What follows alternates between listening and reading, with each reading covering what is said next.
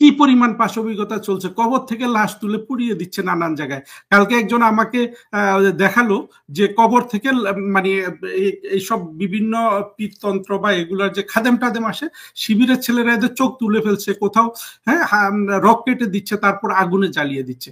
বদরুদ্দিন ওমরের কিন্তু এসবের ব্যাপারে কোনো সমালোচনা নাই।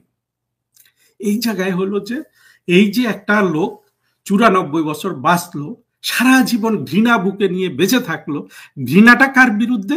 যেই দেশ তাকে সম্মান দিয়েছে, তাকে লেখক হিসাবে মেনে নিয়েছে, যে স্বাধীন দেশে, হ্যাঁ, যেই দেশে সে পালিয়ে চলে এসেছে। এরা কিন্তু দেখেন, এই এদের অবশ্য পালানো, এরা যে রিফিউজি, আমি নিজেও এখন রিফিউজের বিভিন্ন রিফিউজি হওয়ার অনেকগুলা কষ্ট থাকে, সেই কষ্ট এখানে শেয়ার করার সুযোগ নাই। রিফিউজি কিভাবে? এরা ছিল হিন্দুদের দেশ, অর্থাৎ যেই অঞ্চলে ওরা বসবাস করতো সেই অঞ্চলে হিন্দুরা সংখ্যাগরিষ্ঠ, সেই জায়গায় ওরা হিন্দুদেরকে ঘৃণা করতে হয়। ঘৃণা করার সঙ্গত কারণ থাকতেই পারে, কিন্তু ঘৃণা করতে চলে এসছে সে বাংলাদেশে, হ্যাঁ, পিতা পুত্র সবাই মিলে চলে এসে, জমিদারের ছেলে, যে টাকা পয়সার অভাব নাই, বাড়ি গাড়ি কিনে ফেলেছে। যাক, বদরুদ্দিন ওমর বোধহয় পরবর্তী জীবনে অত বেশি সচ্ছলতা তারা ছিল না, আমার যেটা মনে হয়। তো এই বদরুদ্দিন ওমরের মতো জ্ঞানী গুণী সচ্ছল হবে না, ইউনুসের মতো একটা বাটপার ইন্টারমিডিয়েটে তৃতীয় মানে থার্ড ক্লাস পাওয়া, ইন্টারমিডিয়েটে থার্ড ডিভিশন পাওয়ার ফলে নাকি ইউনুস ঢাকা বিশ্ববিদ্যালয়ে ভর্তি হতে পারে নাই। তো এইরকম একটা মিডিওকার ছাত্র বিশ্ব বাটপার হয়ে নোবেল প্রাইজ নিয়ে চলে এসে বদরুদ্দিন ওমরের গাটা জ্বলবে না?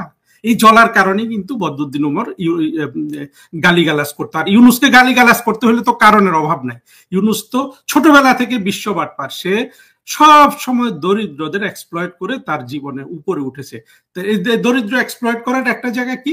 সে এই যে গ্রামীণ ব্যাংক, আহারে, এই গ্রামীণ ব্যাংকে দরিদ্র নারীদের এক্সপ্লয়েট করে করে সে একেবারে গিয়ে সুইডেন থেকে একটা অ্যাওয়ার্ডও নিয়ে এসছে। বদরুদ্দিন ওমরের খারাপ লাগে স্বভাবতই, যেহেতু এই বদরুদ্দিন ওমর ইউনুসের থেকে দেখতে সুন্দর, বদরুদ্দিন ওমর লেখাপড়া বেশি করেছে, ইউনুস লিখতে পারে না, বদরুদ্দিন ওমর লিখতে পারে। ইউনুসের অবশ্যই ইউনুস আবার ওমরের থেকে ভালো বলতে পারে, আমি বলতে পারলেও তো ওর যেহেতু এই লোকটা কূপমণ্ডুক, অনালোকিত, আরেকজন তার থেকে ভালো কিছু পারলে তো তার খারাপ লাগবে। অর্থাৎ ইউনুসের ভালো কিছুর জন্য বদরুদ্দিন ওমর তাকে ঘৃণা করে, খারাপ কিছুর জন্য তো ঘৃণা আমরা সবাই করি। এই দেখেন, এই অসভ্য মানুষটা সে কি করলো? সে যেহেতু ওই কোনো কারণে হিন্দুদের দ্বারা কখনো নির্যাতিত হয়েছে, ওরা জমিদার ছিল শুনেছি, সেখানে কোনো একটা কিছু ছিল, ওই ঘৃণা কিন্তু আর সে এই জীবনে সে কিন্তু ইয়ে করতে পারে নাই। চলে এসেছিল পাকিস্তান, অর্থাৎ পশ্চিম পাকিস্তান, পূর্ব পাকিস্তানে এসে ভেবেছিল যে দেশটা পূর্ব পাকিস্তান, অর্থাৎ পাকিস্তানি থাকবে। শেখ মুজিব যেহেতু রাষ্ট্রটা ভেঙে দিয়েছে, হ্যাঁ, একটা আলোকিত মানুষের দেশ গড়ার চেষ্টা করেছে, এই অনালোকিত বদরুদ্দিন ওমরের গা জ্বালা শুরু হয়ে গেছে সেখান থেকে। শেখ মুজিব, শেখ মুজিব, শেখ মুজিব, আরে বেটা, শেখ মুজিব 1000 বছর বেঁচে থাকবে, লক্ষ বছর বেঁচে থাকবে, বাংলাদেশ যদি নাও থাকে, ইউনুসরা যদি বাংলাদেশকে দখল করে এইটাতেই চলে যায়, তারপরেও কিন্তু শেখ মুজিব থাকবে ইতিহাসে, বদরুদ্দিন উমর থাকবে না, বদরুদ্দিন উমরের বইও থাকবে না, কি লিখেছে সেটাও থাকবে না, কয়েকদিন পরে আর কেউ কিছু পড়বে না। এখন বদরুদ্দিন উমরের আসলে ত্রুটিটা কোথায় জানেন? বদরুদ্দিন উমরের ত্রুটিটা হলো একটা জিনিস, কয়েকটা জায়গায় মানুষ কিন্তু বাধা পড়ে যায়। আমাদের আগে মানে বদরুদ্দিন ওমরদের সময় যেসব মেধাবী ছেলে মেয়ে ছিল তাদের, এটা আমাদের বয়স পর্যন্ত ছিল, এখন হয়তো নাই, কমিউনিস্ট হওয়ার জন্য এক ধরনের একটা আকাঙ্ক্ষা থাকে, যে কমিউনিস্ট হলে, কিন্তু দেখেন ওই কমিউনিস্টই রয়ে গেছে। বদরুদ্দিন ওমর কমিউনিস্ট রয়ে গেছে, সিরাজুল ইসলাম চৌধুরীও কমিউনিস্ট রয়ে গেছে। ওদের চিন্তা ভাবনা কিন্তু আর একটু ওইখান থেকে এগোয়নি। কেন এগোয়নি জানেন? কারণ হলো এই লোকগুলো অনালোকিত। কমিউনিজম সম্পর্কে আমার একটা কথা সংক্ষেপে বলার আছে, অনেক কথা বলার আছে, আপনারা যারা শুনছেন তাদের বোঝার জন্য বলি। দেখেন, কমিউনিজম, হ্যাঁ বলে সমাজতন্ত্র কমিউনিজম, যে সবাই সমান অধিকার থাকবে, মানুষের কেউ ধনী হবে না, কেউ গরিব হবে না, সবাই সমান টাকা পয়সা থাকবে, খাদ্য আহার বাড়ি, হ্যাঁ ভোগ বিলাস বা বলুন জীবন যাপনের বা বিনোদনের সবার সমান ব্যবস্থা থাকবে, তাই তো? এটাই তো কমিউনিজমের মূল নীতি, এটা আমরা সবাই জানি। যারা খুব বেশি কমিউনিজম পড়েছে তারা হয়তো অনেক কিছু জানে, আমরা সাধারণ মানুষ তো এটাই জানি। কিন্তু দেখেন, যেই জিনিসটা পৃথিবীর কোথাও 100-200 বছরে, 100 বছরেই বলি, অর্থাৎ 100 বছর বলতে কি, কমিউনিজমের মূল বিপ্লব তো হয়েছে রাশিয়াতে, সেটা হয়েছে কত 110 বছর আগে, 15 বছর আগে।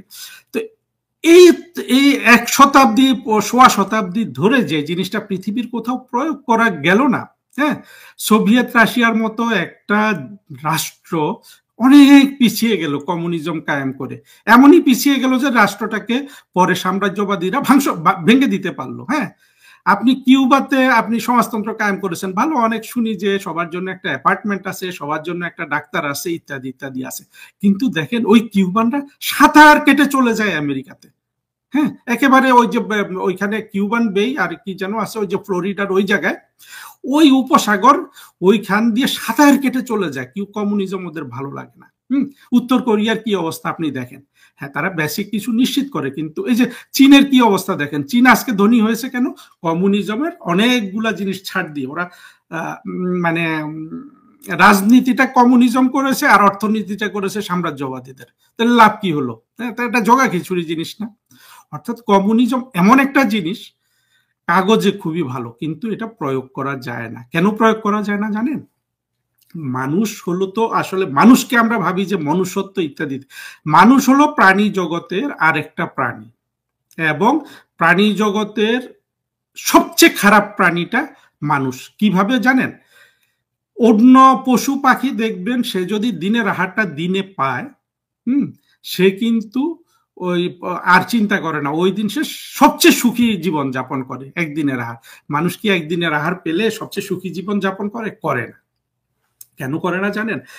মানুষের এই যে লোভ, এই লোভও কিন্তু মানুষকে মানুষ হিসাবে বিবর্তিত হতে সাহায্য করেছে। আপনি যদি বিবর্তনবাদে বিশ্বাস করেন, তাহলে এই জায়গাটা আপনাকে জোর দিতে হবে। অর্থাৎ মানুষ যে একটা লোভী প্রাণী মানে কি? Survival of the fittest. Say fittest হতে চেয়েছে, মানে সে সবচেয়ে বেশি ভক্ষণ করতে চেয়েছে, সে সবচেয়ে বেশি আয়ত্ত করতে চেয়েছে। এই যে তার লোভের কারণে সে বিবর্তিত হতে হতে হতে হতে হতে হতে হতে হতে হ্যাঁ, লক্ষ কোটি বছর ধরে মানুষ হয়ে গেছে। এই জিনিসটা কিন্তু, এই যে তার লোভ, তার আকাঙ্ক্ষা, তার লিপ্সা, হ্যাঁ, এই জিনিসগুলো অর্জনের যে প্রতিযোগিতা মানুষের মধ্যে, এই যে এটা যে মানুষের একটা জিনগত ব্যাপার, এই জিনগত ব্যাপারের বিরোধিতা, মানে একটা উল্টো থিওরি হলো কমিউনিজম। অর্থাৎ আপনি যখন কমিউনিজমে দিয়ে দিবেন, আপনি যখন বলবেন শ্রমিকও সমান মালিকও সমান, তখন শ্রমিক আর মালিক, আবার যদি মাসের শেষে সে কাজ করুক না করুক, তার যদি একটা বেতন হয়, বা এই যে প্রতিযোগিতাটা বন্ধ করে দেয়া কমিউনিজমের মাধ্যমে, প্রতিযোগিতা যে বন্ধ করেছে তা না, আমি বোঝার জন্য বলছি সংক্ষেপে। তাদেরও অনেক ধরনের চেষ্টা ছিল, কিন্তু কোনো চেষ্টাই কিন্তু সফল হয়নি। যেই জিনিস 200 বছর আগে বিভিন্ন লোকজন, মার্কস, এঞ্জেল, এরা কি থিওরি তৈরি করলেন, 150-150 বছর ধরে কেউ কোথাও প্রয়োগ করে শান্তি পেল না, বরঞ্চ উল্টো হয়েছে। কমিউনিজম প্রয়োগ করতে গেলে কত কোটি মানুষ নিহত হয়েছে। শুধু সম্পর্কে বলা হয়, স্টালিন সম্পর্কে বলা হয়, সেই লোক 3 কোটি মানুষ খুন করেছে, শুধু তার এই যে আদর্শবাদকে রক্ষা করার জন্য। আদর্শবাদকে রক্ষা করার জন্য খুন হয়তো জায়েজ, কখন জায়েজ? যে আদর্শটা শাশ্বত, যে আদর্শটা সর্বকালীন। হ্যাঁ, কিন্তু কমিউনিজম তো সেই আদর্শ কাগজে, কিন্তু প্রয়োগযোগ্য আদর্শ না। এই যে প্রয়োগযোগ্য না এই আদর্শটা, এটা বদরুদ্দিন উমরও বোঝে না, সিরাজুল চৌধুরীও বোঝে না, সিরাজুল ইসলাম চৌধুরী, এই লোকগুলোকে যেহেতু সম্মান করি না, এদের এই লোকগুলো সম্পর্কে খুব ভালোভাবে বলবো না। অর্থাৎ এই একটা জীবন চলে গেল, 94 বছর মরেও গেল লোকটা, কিন্তু এইটা কখনো বুঝতে পারলো না যে কমিউনিজম পৃথিবীতে প্রয়োগযোগ্য না, অর্থাৎ মানুষের কাছে প্রয়োগযোগ্য না। এটা হয়তো বাঘের মধ্যে প্রয়োগযোগ্য, এটা হয়তো বিড়ালদের মধ্যে প্রয়োগযোগ্য, খরগোশদের মধ্যে প্রয়োগযোগ্য, কিন্তু মানুষ তো আসলে কতগুলো নেগেটিভ ইনস্টিংক্ট নিয়ে নিয়ে নিয়ে নিয়ে বিবর্তনের মাধ্যমে মানুষ হয়েছে। আপনি যদি বিবর্তনবাদ বিশ্বাস করেন, ধর্মীয়ভাবে ওগুলা ব্যাখ্যা করা যায়, আমি সেই দিকে গেলাম না। এই ব্যাড ইনস্টিংটা অর্থাৎ এই নেগেটিভ তার যে নেগেটিভ যে তার মানে উত্থানের জন্য যে সে লোভ, লালসা, প্রতিযোগিতা, খুন করা, আপনি অন্য জিনিসকে খুন না করলে তো আপনি মানুষ হতে পারবেন না। আপনি প্রতিদিন মাংস খাচ্ছেন, মাছ খাচ্ছেন, হ্যাঁ, গাছ খাচ্ছেন, সবই তো আপনি খুন করে করে খাচ্ছেন। এই যে খুনের মধ্যে তো আপনার কোনো অপরাধ বোধ জাগে না, তাই না? আমার আপনার মানে আপনি বলছি তা না, আমারও জাগে না। এই যে আমরা তো, এটা কি খারাপ জিনিস না? হ্যাঁ, গাছ গাছ কথা বলতে পারে না দেখে আমি গাছটা কেটে, অর্থাৎ কচু শাক কেটে খেয়ে ফেলছি, তাই না? এটা, এর মধ্যে কিন্তু নিষ্ঠুরতা আছে, এবং আমরা এই নিষ্ঠুরতা করি, কিন্তু আমরা এটা অনুভব করি না। তো কমিউনিস্টরা বলে যে এটা তারা অনুভব করে। এটা অনুভব করতে গিয়ে তারা এমন একটা পদ্ধতি প্রয়োগ করে যে পদ্ধতি তারা বাস্তবায়ন করতে পারে না, করতে না উন্মাদের মতো মানুষ খুন করে। হ্যাঁ, এই যে কমিউনিজমের এই যে নেগেটিভ দিকটা, এইটা কিন্তু এই বদরুদ্দিন উমর আজীবন বুঝতে পারলো না। আসলে এইটাই হলো যে একটা মানুষ যখন বিবেকবান যুক্তিবাদী মানুষ হয় তখন তারা সেটা বুঝতে পারে। বদরুদ্দিন ওমর যে এটাই বুঝতে পারলো না, সে তার আজীবনের যেসব মানে বদরুদ্দিন ওমরের নেগেটিভ জিনিসগুলো প্রকাশ হয়েছে কিভাবে, তার ঘৃণার মধ্য দিয়ে। ঘৃণার মধ্য দিয়ে কিভাবে সে শেখ মুজিবকে ঘৃণা করে, কারণ শেখ মুজিব তো লেখাপড়া ওইভাবে করে নাই, হ্যাঁ, আইন ভোট মানে সে তো যা রাজনীতি করেছে। বদরুদ্দিন উমর তো বিশ্ববিদ্যালয়ের শিক্ষক হয়ে গেছে। হ্যাঁ, বদরুদ্দিন উমর সব মানুষ কি চাইলে সব মানে আমি বঙ্গবন্ধুর যাই হোক, বদরুদ্দিন উমর ওই যে কি আবুল হাসিব তার বাপ, সে রাজনীতিতে তার কোনো আজকে নাম নাই, সে তো বদরুদ্দিন উমর তো আবার আবুল হাসিবের সুনাম করতে করতে করতে লুটে পড়ে। মানে এরা হলো বঙ্গবন্ধুর চেয়ে হচ্ছে বড় আর কি। যাও, জিনিসটা হলো যে আমি বদরুদ্দিন উমর বঙ্গবন্ধু শেখ হাসিনাকে যে ঘৃণা করে সেটা প্রতিষ্ঠা মানে সেটার বিরুদ্ধে যতটা বলছি যে সে যে একটা বাজে লোক, সেটা প্রমাণ কোথায় আপনার? ওই জায়গাটা আমি বললাম যে সে যে ইউনুসকে ঘৃণা করে, ইয়ে করে, কিন্তু ইউনুস যে রাষ্ট্র প্রতিষ্ঠা করলো, যেটা আমাদের মুক্তিযুদ্ধের বিপরীত রাষ্ট্র, ইউনুসের কিন্তু সে 1 বছর টন টন কিন্তু তার কিন্তু বোধ শক্তি ছিল, সব জায়গায় কিন্তু মানে কানে বোধে কম শুনতো, বয়স্ক হয়ে গিয়েছিল। এই জন্য আমি এখন যেরকম চিৎকার করে করে কথা বলছি, এরকম চিৎকার করে করে ইন্টারভিউ দিয়ে মরার 2 দিন আগেও সে বঙ্গবন্ধুকে মানে ইয়ে করে গেছে, মানে তার গোষ্ঠী উদ্ধার করে গেছে, শেখ হাসিনার গোষ্ঠী উদ্ধার করে গেছে, শেখ হাসিনার চুরি ডাকাতি প্রতিষ্ঠিত করছে, এটা সব বলতো। যে শেখ হাসিনা যে বাংলাদেশের সব সে সফল অর্থনৈতিক উন্নয়ন ঘটাইলো, সেটা সম্পর্কে কি এই শুয়োরের বাচ্চা বদরুদ্দিন উমর একটা কথা বলেছে? না, ওইটা আপনি শুনবেন না। আপনি অন্তত সলিমুল্লাহর মুখেও শুনবেন যে না, দেশটা তো উন্নত হয়েছে। এটাও কিন্তু সলিমুল্লাহকে তো শেখ হাসিনার দোষেই আমরা হারাইছি, কারণ সলিমুল্লাহ চাইছিল একটা পুরস্কার বা একটা কিছু, শেখ হাসিনা আওয়ামী লীগ এটা দিল না, দিলে কিন্তু এই লোকটা থাকতো। হ্যাঁ, দিল কে? ওই যে ফারুকি চেয়ারে নবাবের মতো বসে সলিমুল্লাহকে পিছনে দাঁড় করিয়ে ছবি রেখে একটা পুরস্কার দিছে, তাতেও সে খুব খুশি। এখন প্রথম আলো তার ইয়ে ছাপায়, তার ইন্টারভিউ ছাপায়, সে প্রথম আলোর উপর খুশি।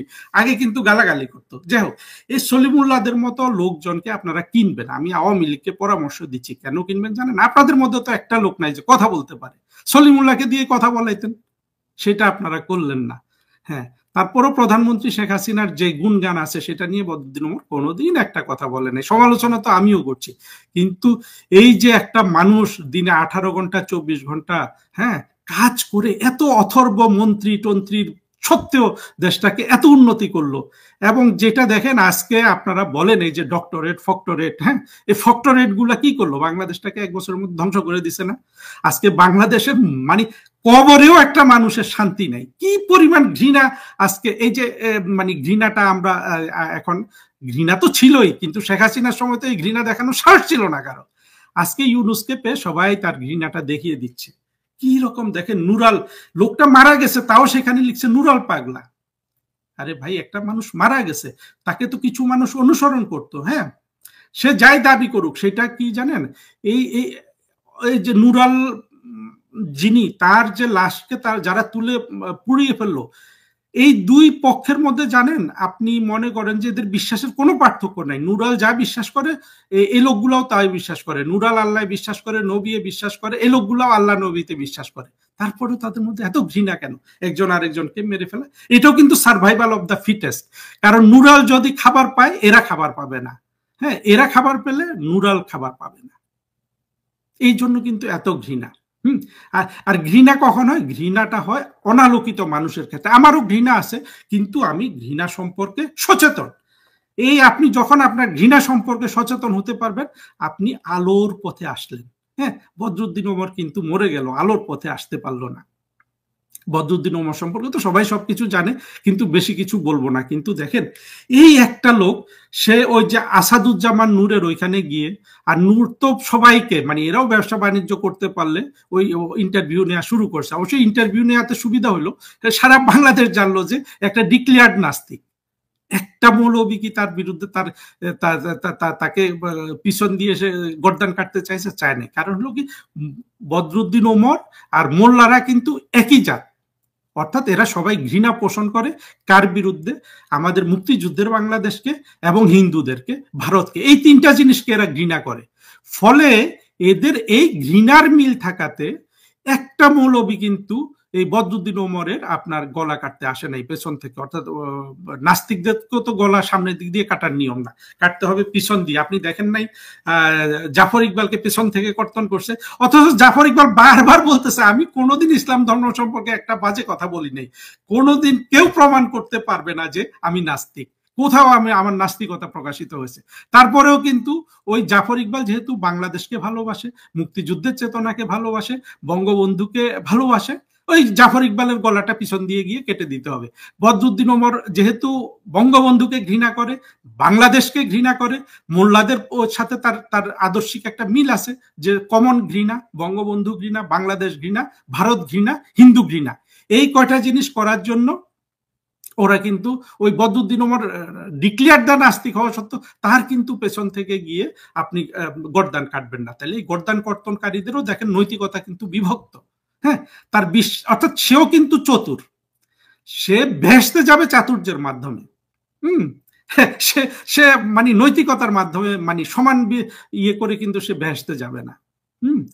এখন আমি যে জায়গাটা বলতে চাই, দেখেন এই বদরুদ্দিন ওমর আজকে সে যাদের ভালোবেসেছে, আজকে যদি বদরুদ্দিন ওমরের জন্য জামাতের শফিককে বলে জানাজা পড়াইতে, আমি জানি না বদরুদ্দিন ওমরের কি হবে, সে কি দেহ টেহ দান করে গেছে কিনা। নাস্তিকদের তো দেহ দান করা ছাড়া বাংলাদেশ আসলে উপায়ও নাই।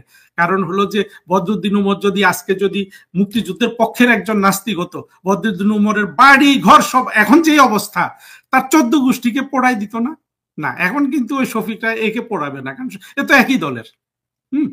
যেহেতু নুরাল নামে একজন মানুষ বিশ্বাসী মুসলমান, হ্যাঁ, সব বিশ্বাসে মিল, সামান্য একটু পার্থক্য আছে। পার্থক্যটা কি? হয়তো একই জায়গায় একই বিষয়ের উপর 2 রকম হাদিস আছে। হ্যাঁ, এক হাদিস যারা পড়াচ্ছে তারা বিশ্বাস করে, আর এক হাদিস নুরাল বিশ্বাস করে, এর বাইরে কিন্তু কোনো পার্থক্য এদের নাই। হ্যাঁ, এখন ও বলবে যে ওই হাদিসটা নকল। আরে ভাই, নকল হাদিস নিয়েও তো আমি দেখেছি এই যে বাংলাদেশে যেসব জঙ্গি আছে, যেমন ইয়ে ওই যে 501-এর যে ছেলেটা মামুনুল কিন্তু ওই যে ব্রাহ্মণবাড়িয়ার একটা মৌলবী ছিল, খুব বিখ্যাত, ক্যান্সারে মারা গেছে। তার মৃত্যুর সময় সে আবার ওই জয়ীফ হাদিস দিয়েই সে বলতেছে যে ওই দিন মারা তার জন্য একটা ভালো হয়েছে, হাদিসে আছে। হাদিসটা যদিও জয়ীফ, কিন্তু এটার ইয়েটা নেওয়া যায়। তাহলে নুরালের ব্যাপারে নিবে না, কারণ হলো কি, এরা দুই পক্ষই তো ব্যবসায়ী। হ্যাঁ, দুই পক্ষেরই হয়তো অনুসারী আছে, কিন্তু একজন আরেকজনের অনুসারী তৈরি করতে গেলে এরা খেপে যায় এবং মানুষকে এই নিষ্ঠুরতাটা দেখায়। এবং কি পরিমাণ নিষ্ঠুরতা! উরি বাবারে বাবা, একটা লাশ মরে গেছে, খবরে তাকে তুলে এনে পুড়িয়ে ফেলতে হবে। কি নৃশংসতা ইউনুসের জগতে! আমার জীবনের একটাই স্বাদ, এই ইউনুসকে সারা পৃথিবীকে, আওয়ামী লীগের তো এসব লোকজন নাই, মন্ত্রী এরা থাকলে এইসব জিনিস তো সারা পৃথিবীতে বলার জিনিস, ওরা কিন্তু বলতে পারছে না, ওদের হাত পা বাঁধা। কারণ সেই জিনিস প্রধানমন্ত্রী শেখ হাসিনা তৈরি করেন নাই। করলে কিন্তু আজকে এই পরিমাণ ঘৃণার চাষ ইউনুসের জগতে হচ্ছে, সারা বিশ্ব নীরব। হ্যাঁ, নীরব হয়তো নীরব থাকতে পারে, জো বাইডেন নীরব থাকতে পারে, ট্রাম্প নীরব থাকতে, আমেরিকান মানুষ তো নীরব থাকবে না, কিন্তু সেখানে তুলে ধরার জন্য সেখানে তাদের কোনো লোক নেই। তারা কাদেরকে ওইখানে কারা আওয়ামী লীগ করে? মোদিজি। আহারে মানুষ, সে কি পরিমাণ বেকুব, কমন সেন্স কিচ্ছু নাই। মোদিজি স্বাগতম। দরকার ছিল ওইটার? না, এই লোকগুলোর কাণ্ড জ্ঞান কিন্তু কিচ্ছু নাই, এরা আওয়ামী লীগ করে। এই জন্য আওয়ামী লীগের লোকজনকে আমরা বলবো, দেখেন আপনারা ক্ষমতায় আসবেন, কিন্তু আপনারা এখন একটু কমন সেন্স প্রয়োগ করেন, আলোকিত মানুষ হওয়ার চেষ্টা করেন, লেখাপড়া করেন। আওয়ামী লীগের অনেক নেতাকে দেখি কি ফেসবুকে 1 লাইন 2 লাইনের পোস্ট দেয়, আপনার ভাই, আপনার যদি তৃতীয় শ্রেণীতে পড়া একটা সন্তান থাকে, সেও তো ওই পোস্টটা দিতে পারতো। আপনি তো জাতীয় নেতা হয়ে গেছেন, একটু লেখাপড়া শেখেন, কিভাবে একটা ম্যাচিউর কথা বলতে হয়, কিভাবে একটা ম্যাচুরিটি দেখাইতে হয়, সেগুলো একটু শিখেন। কারণ ক্ষমতা আসলে তার মন্ত্রী হয়ে যাবেন, তখন তো এমনিও পড়ার সুযোগ পাবেন না। হ্যাঁ, না হলে আমাদের মতো মানুষদের লেকচার শুনেন, সেটাও তো শুনবেন না।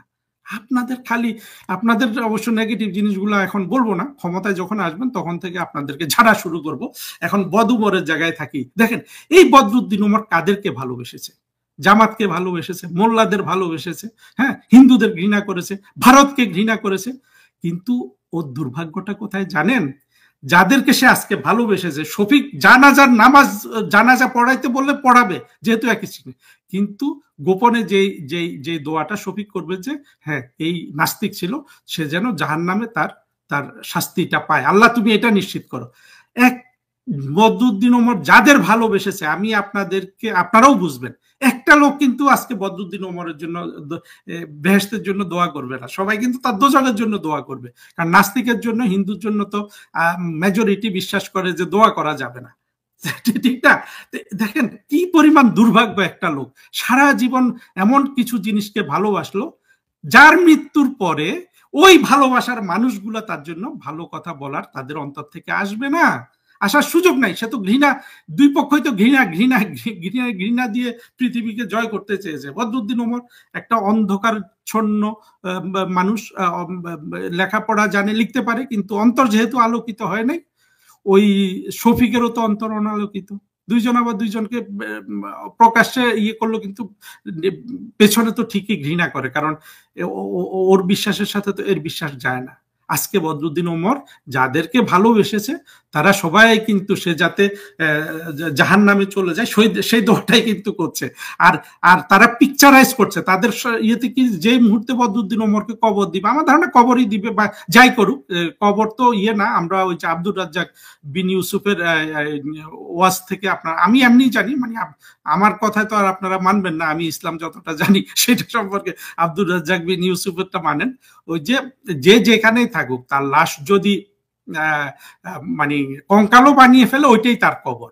অর্থাৎ এখন কি হচ্ছে, বদরুদ্দিন ওমরকে এখন নাস্তিক হওয়ার কারণে কবর যদি তার ওই পর্যায়ে শেষ করে দেয়, সে যদি তাকে ধরেন কবরই দিলেই তো মুনকার নাকির এসে তাকে পিটানো শুরু করবে। সে তো বলতে পারবে না যে তোমার রব কে, তোমার পুস্তক কে, হ্যাঁ, তোমার বিশ্বাস কি, এই 3 প্রশ্ন উত্তর তো সে দিতে পারবে না, যতই মুখস্থ করে যায়, কারণ সে তো নাস্তিক হয়ে মৃত্যুবরণ করেছে। তাকে এসে দেখেন আজকে মুনকার নাকির পিটাচ্ছে, তার কবরটা দোজকের একটা একটা একটা একটা মানে দোজকের একটা কুণ্ড হয়ে গেল। অর্থাৎ তার কবরের বাম পাশে দোজকের সাথে একটা সুড়ঙ্গ করে দেওয়া হবে, সেখান থেকে কালো আগুন এসে এই বদরুদ্দিন ওমরকে এখন জ্বালছে, মানে সে তার শুরু হয়ে গেছে পরকালের শাস্তি। এই এই দোয়াটাই কিন্তু প্রত্যেকটা বিশ্বাসী মুসলমান, অর্থাৎ যাদেরকে এই বদরুদ্দিন ওমর সারা জীবন ভালোবেসেছে, যাদের জন্য তার জীবন যৌবন সব খুইয়েছে, ওই দোয়াটা করছে।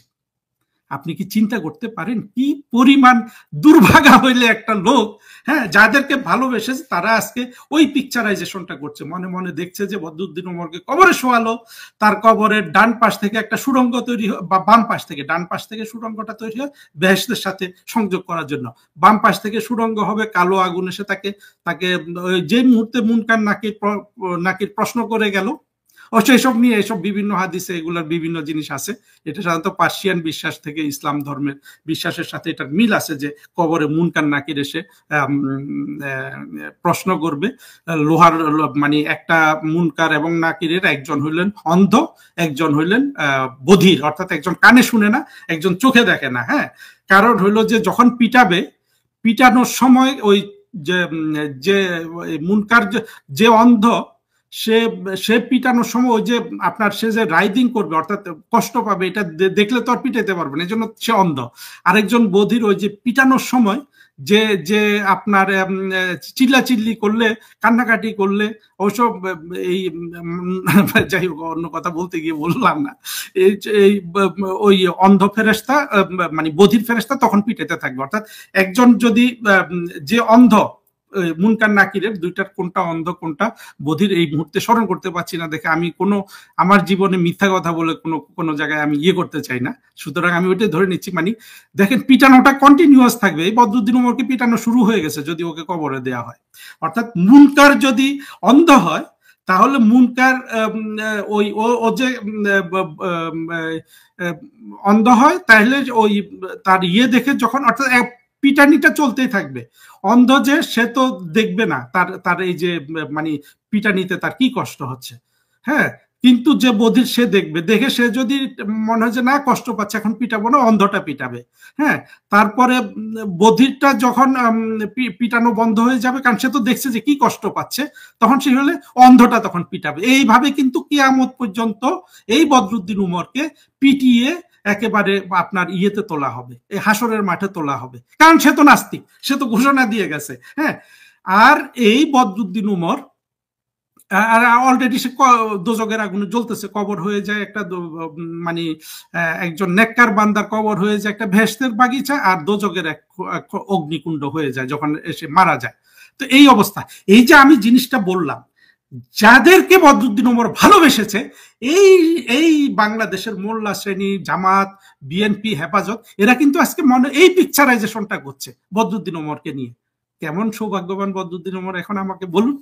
এই আমার কথা হলো যে বদরুদ্দিন উমর একটা শিক্ষিত মানুষ ছিল, মেধাবী মানুষ ছিল, ইউনুসের চেয়ে অনেক মেধাবী ছিল, অনেক, কিন্তু এই লোকটা বাংলাদেশের ক্ষতি করে গেল 94 বছর বয়সে পর্যন্ত। এই লোক যদি ধরেন 55-60 বছর বয়সে মরে যাইতো, অনেক কম ক্ষতি হইতো বাংলাদেশের।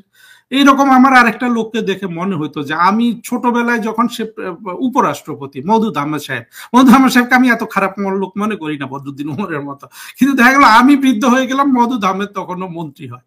যাক, পরবর্তীতে উনি মারা গেছেন, এবং উনি যখন মারা গেছেন ওনার বয়স আসলে অত বেশি ছিল না। তার চেয়ে এই বদরুদ্দিন উমরের মতো একটা বাজে লোক, একটা হিন্দু ঘৃণাকারী, একটা ভারত ঘৃণাকারী, অর্থাৎ এই ঘৃণাগুলো এরা চাষ করছে, বঙ্গবন্ধু ঘৃণাকারী, শেখ হাসিনা ঘৃণাকারী, মারা গেছে। আর শেখ হাসিনাকে ঘৃণা করা যাবে সেটা সমালোচনা তো করা যাবে, শেখ হাসিনার তো সমালোচনার হাজারটা দিক আছে, কিন্তু এই নারী, হ্যাঁ, তার জীবন পণ করে যে বাংলাদেশের মানুষকে এতটা উন্নতি দিল, বাংলাদেশকে বিশ্বের রোল মডেল, তখন কিন্তু বলতে আমার খারাপ লাগলো, কিন্তু সত্য কথা উনি তো উন্নয়নের রোল মডেল করেছিলেন। আর ইউনুসের গত 1 বছরের সাথে তুলনা করলে তো স্বর্গ ছিল বাংলাদেশ। হ্যাঁ, এমনকি শেখ হাসিনাকে যারা ঘৃণা করে তাদের জন্য তো এটা স্বর্গ ছিল। আজকে কবরের মানুষকে তুলে যেইভাবে পোড়ানো হচ্ছে, যেই জঙ্গিখানা এই ইউনুস তৈরি করছে, সেটা তো হতো না। যাই হোক, অনেক কথা বললাম, গুছিয়ে না বলতে পারলো, আপনারা বুঝতে পারছেন এই বদরুদ্দিন উমরদের জন্য বাংলাদেশের আজকে এই দুরবস্থা। তো এই লোকটা যাদেরকে ভালোবাসতো তারা এখন ওইটাই পিকচারাইজেশন করছে, মুনকার নাকির পিটাইতেছে ক্রমাগত, আর সে দোজকের আগুনে জ্বলতেছে, অর্থাৎ তার কবর একটা দোজকের কুণ্ড হয়ে গেছে। তো যাদেরকে ভালোবাসবেন তারা যদি এই পিকচারাইজেশনটা করে, হ্যাঁ, তো এটা কি সৌভাগ্য না দুর্ভাগ্য?